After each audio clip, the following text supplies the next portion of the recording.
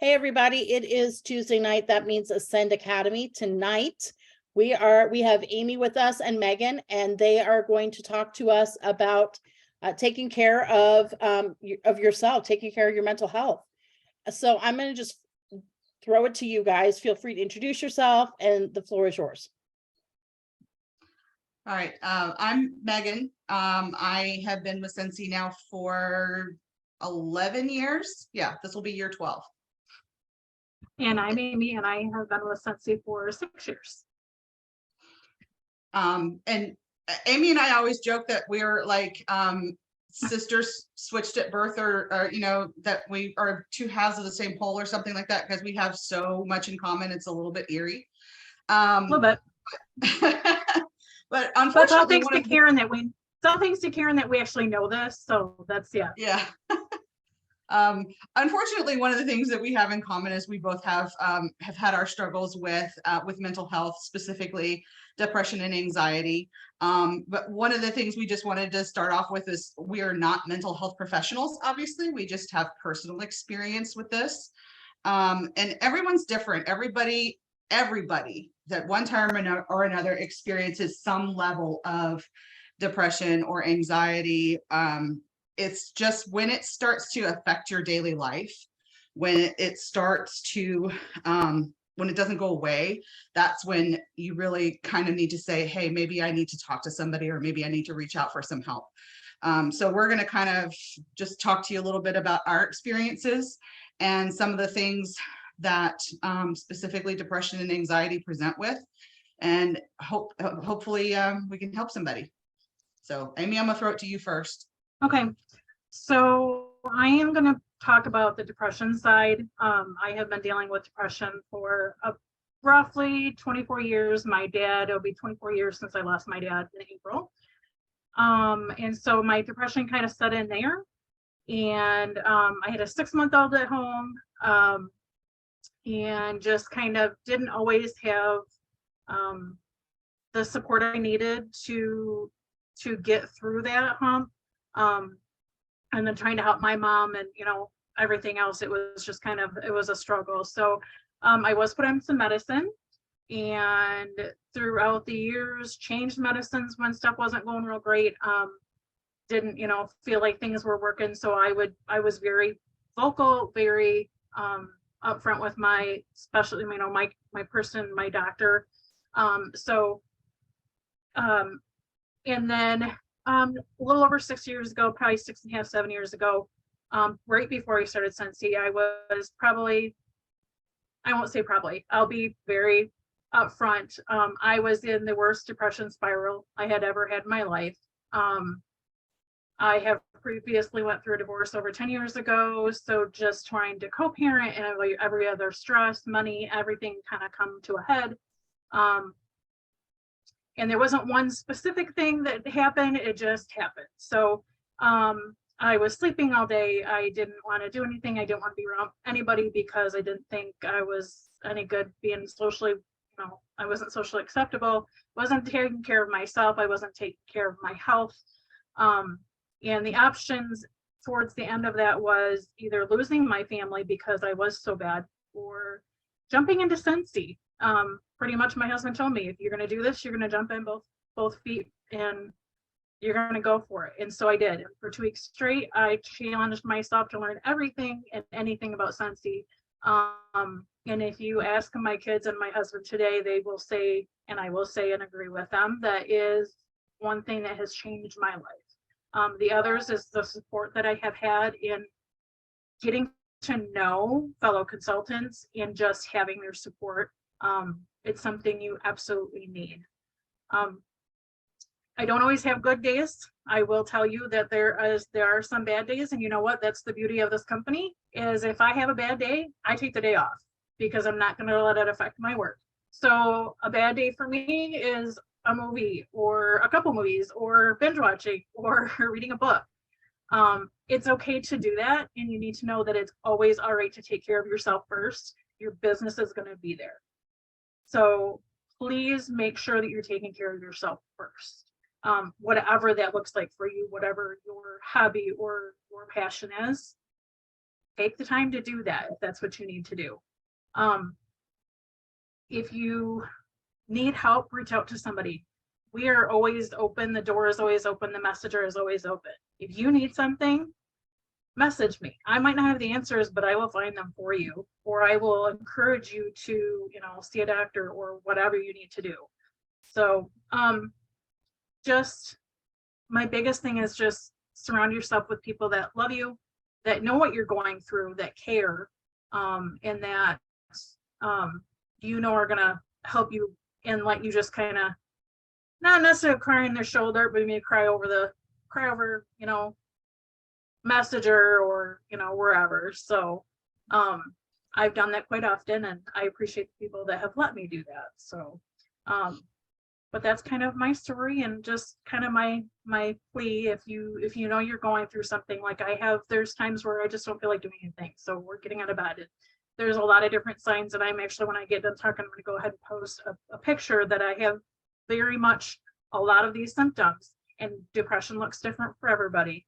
I'm going to put that in the comments so you can see that.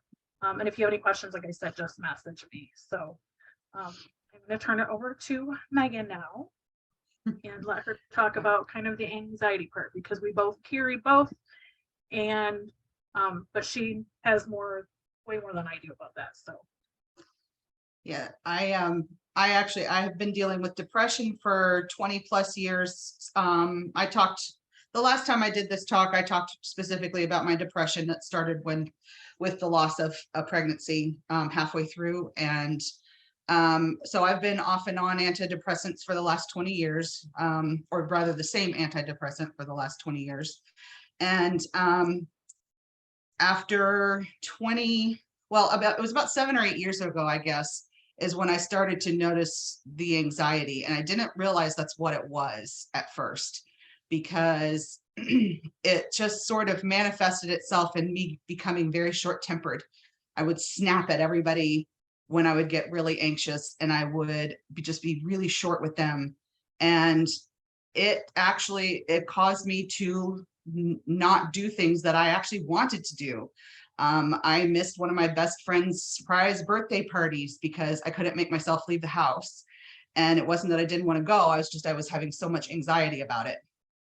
And I actually canceled my own 40th birthday party because I was too anxious about the state of my house. And this reason that I suffered from chaos, which, if you don't know, that's can't have anyone over syndrome. Because your house is a complete disaster. And my house was a complete disaster because I had been in this spiral of depression and anxiety. And so I just was totally embarrassed to have anybody in my house. That has gotten much, much better. Of course, we've moved since then, but that has gotten much, much better. However, not long after we moved into this house a couple of years ago, my depression sank to where it was the worst it had ever been. And my anxiety went through the roof. And what I finally got somebody to listen to me, and somebody to tell me that, well, all these years we've been treating my depression and my anxiety has gone unchecked. So they switched up my meds a little bit, and now I'm starting to get a handle on the anxiety. I actually thought I was having a heart attack at one point. I went in and had an EKG done, and I had the echocardiogram done. They couldn't find anything wrong with my heart. And as I was sitting there pondering those results, I'm like, well, then this has got to be, it's got to be anxiety. And as soon as I acknowledged that that was anxiety, it went away. It was just the weirdest thing. Now, I still do get anxious when it comes to new things. That's one of the reasons why I quit doing events, because I couldn't handle the anxiety building up to doing an event. Once I get to wherever I am, I'm usually fine, but it's getting there. That's a problem. So I actually have a couple of slides. If I'm going to just share my screen really quickly, because maybe not everybody knows exactly what depression and anxiety might look like. And there is some overlap, but they are very different. So can y'all see that? Okay. So this is kind of just a Venn diagram of some symptoms that are specific to depression, some symptoms that are specific to anxiety. and where they kind of overlap. And again, I'm not talking about just, oh, I'm worried about a job interview, or I'm worried about, those kind of everyday worries. I'm talking about like, it's not always a panic attack either. A lot of people think that anxiety disorder has to look like one of those all-encompassing, I can't breathe, think I'm having a heart attack, panic attacks. And it's not like that. It's literally different for everybody. For me, like I said, it manifests in becoming very snippy with my family, who are often targets, and I apologize to them after the fact, and I apologize to them a lot once I realized what it was. But I struggle a lot with the whole feeling powerless, and that definitely manifests itself with my heart rate going up, my blood pressure going up. I start sweating. I sweat like a horse, you guys, and it is not pretty. So let me just tell you, the worst part about going in for my mammogram today was not the mammogram. It was the anxiety sweat beforehand, because you can't wear deodorant. Sorry if that's an overshare, but that's kind of what I live with. These are some symptoms that are specific to generalized anxiety disorder. If you find that you're having trouble going to sleep, staying asleep, that's where my sleeping troubles come in. I can't stay asleep. I wake up with things in my head, and I sometimes will wake myself up with worry about something that's coming. And then really just, I wanted to put this up there because there are some ways that you can try to cope with it yourself, but obviously there is help out there. There's talk therapy, there's psychiatric help, there's medication, whatever it takes for you to feel better, do that. And don't let anybody make you feel crazy or that it's in your head. I mean, yes, it's in your head, but it's a real thing. It's just as real as any other disease. It's just one that people can't typically see. And the reason I chose this lovely virtual background for today is because that's one of my favorite places to go when I need to chill out, is anywhere on a beach. This is Bermuda, but if I can't get there in real life, I try to go there in my mind. That's not always easy with anxiety, but there's just go take a walk. That's one of the best things that you can do for improving your mental and physical health, is just get outside and walk whenever you can. I know I always feel better when that's a part of my daily routine. And then if you are fortunate not to suffer from these things, but you have friends or family that do, these are just a couple of things that I found that you can reach out to them. Don't try to fix it necessarily, but listen and try to learn a little bit more about what they're going through. Most importantly for me is to take it seriously. Listen to what they're telling you, and because most people will tell you how to help them if you just listen hard enough. And check in on your friends that you don't hear from all the time, because one of the things that I have definitely done over the last couple of years is pull away. I've pulled away and cocooned, and sometimes wouldn't speak to some members of my family for months at a time. And that's just how I was dealing. That was all I could do.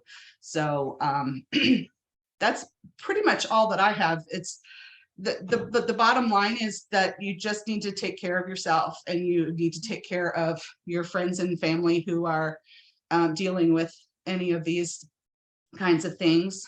And we're always here to listen, like Amy said. If there's anything that you want to talk about, feel free to give us a shout.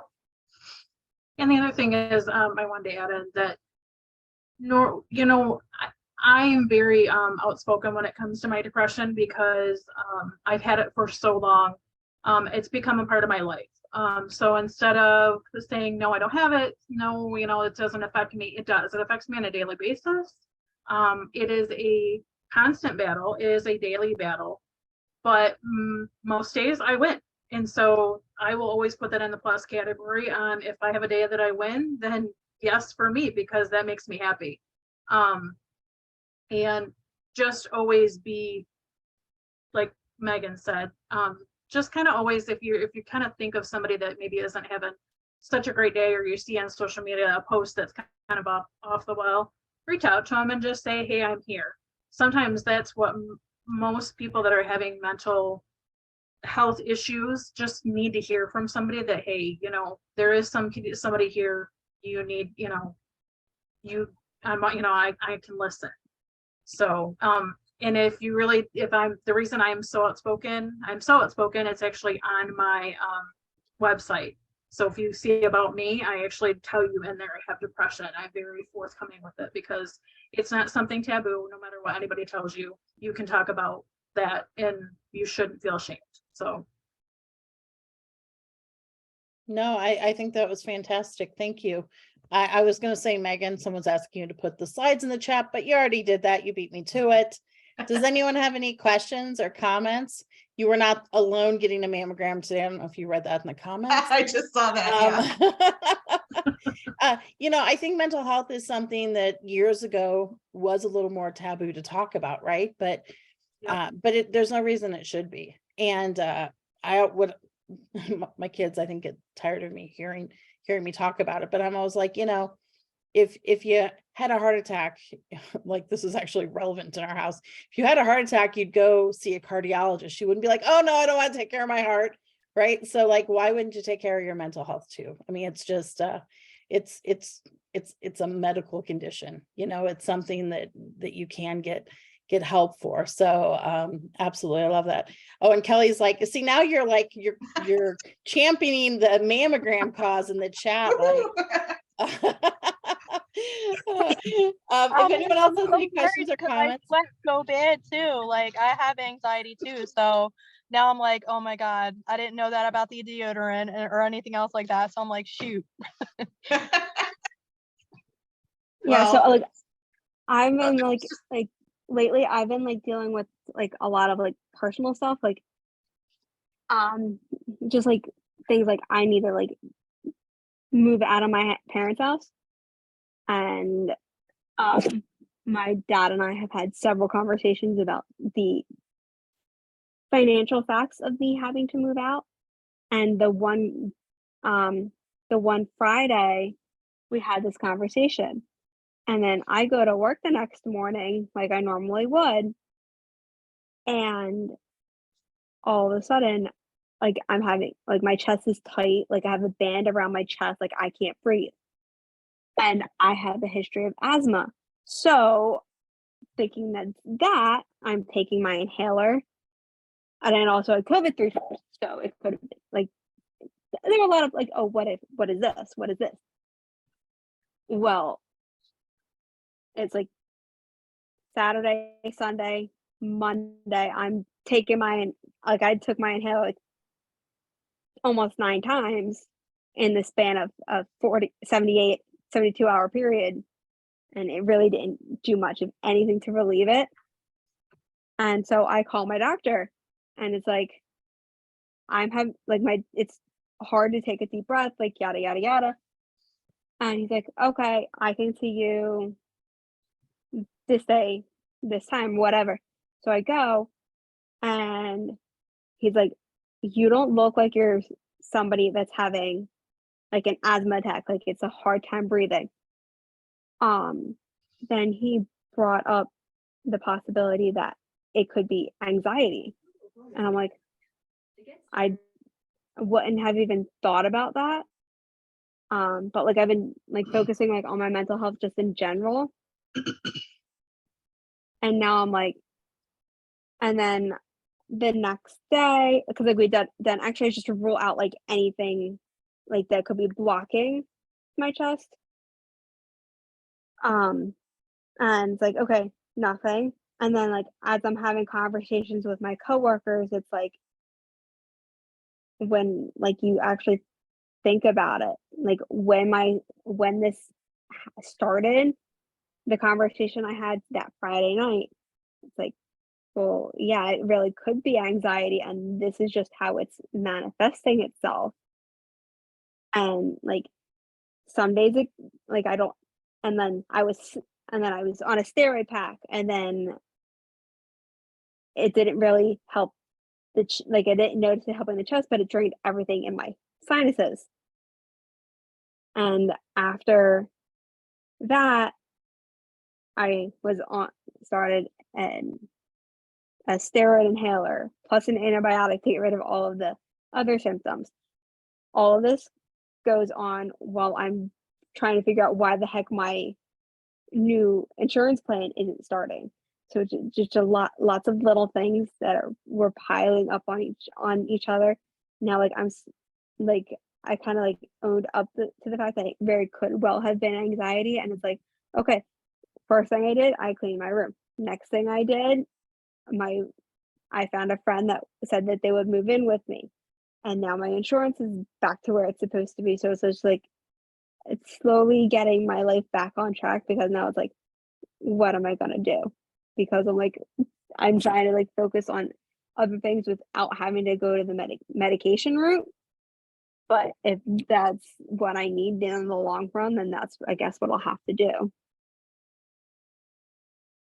Yeah.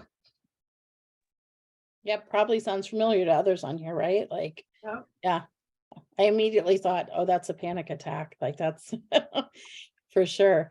I think, thanks for sharing that. I think it's interesting, like all the comments in the chat about people who can relate. I mean, it is, you know, I also think it's interesting. And some of you may wonder, because I should have said this at the beginning of the Zoom. Why are we talking about this tonight, right? Like a lot of weeks we talk about tools to help you grow your business, but we also want to give you tools to help you as a person, you know? And so we do try and include some mental health stuff, some self-care stuff, all that stuff, because that's important. So that's why, and I think it's interesting, Melanie said, I never really heard of self-care until I was in Sensi. And that they really train us to take care of ourselves. And that is our goal, right? If you don't take care of yourself, then you can't take care of your family, you can't take care of your business, you can't I mean, everything you're doing is for no reason if you aren't taking care of yourself. So I thank you guys so much. Let me see if there's any other chat questions in here. Yep. Oh, and then, yeah, definitely. I think the worst thing I ever heard in regards to my mental health was if you'd quit thinking about it, you wouldn't have anxiety about it. Doesn't work that way. If it was that easy, that would be awesome. You know? Yeah, But exactly. and I'm not saying that this is a male perspective by any means, but like that's something that my husband would have said probably years ago. He wouldn't say that anymore, but that's something he probably would have said years ago. Just stop thinking about it, right? Doesn't work that way. Yeah. Thank you guys so much for sharing with us. Thank you, Amy. You're Thank you, welcome. Megan. I really, really appreciate you coming and being open and sharing your stories. I know that's not something that's necessarily easy to do, but you know, by being willing to share, you are giving a platform and, you know, opening it, like just making it, you know, sometimes you have to have someone you can relate to, right? Someone else that says, hey, she's going through this too. So I really appreciate you kind of sharing from your heart tonight. Tomorrow night we have lounge and then we have book club. I'd love to tell you what the topic is for next week for Ascend Academy, but quite honestly, I didn't look it up. So it'll be on your group pages. Look for it there. And just once again, thank you guys so much. And make sure you're reaching out. If you need us for anything, we're always here, like I said. I was totally going to say that. Make sure you reach out to Amy and Megan. You can find them. They're on all of our pages. They're amazing. They're wonderful. So thanks, ladies. I appreciate you guys so much. Welcome. Good night. You're welcome.